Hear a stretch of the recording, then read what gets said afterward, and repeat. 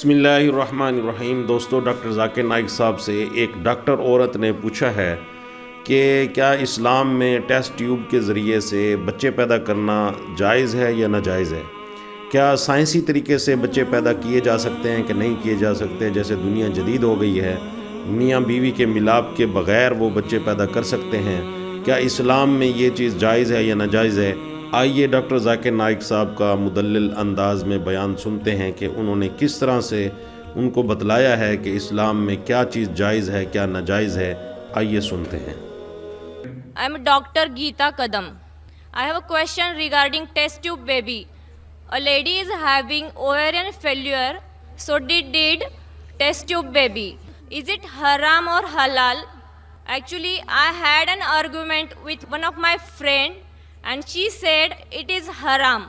If it is haram, so what that lady can do for having a kid? Please explain me. میں نے سوال پوچھا ہے جو ڈاکٹر ہے اور کہتی ہے کہ اگر ایک عورت کو اوویرین فیلئر ہے اور وہ ٹیسٹ ٹیوب بیبی سے بچے کو جنم دیتی ہے تو یہ جائز ہے کہ نہیں؟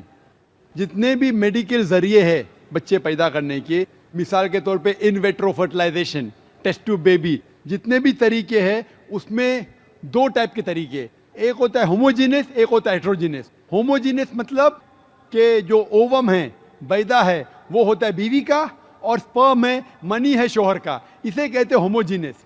ہیٹروجینس میں کیا ہوتا ہے؟ آپ سپرم لیتے سپرم بینک میں سے، اس کے اندر جو شوہر نہیں ہے اس کی منی لیتے، تو یہ حرام ہے۔ تو اگر کوئی بھی میڈیکل سائنس کا طریقہ ہے لیکن وہ ہوموجینس ہے، اگر بیضہ ہے بیوی کا، اووم ہے بیوی کا، اور اگر سیمن، اگر منی ہے شوہر کی، تو جائز ہے۔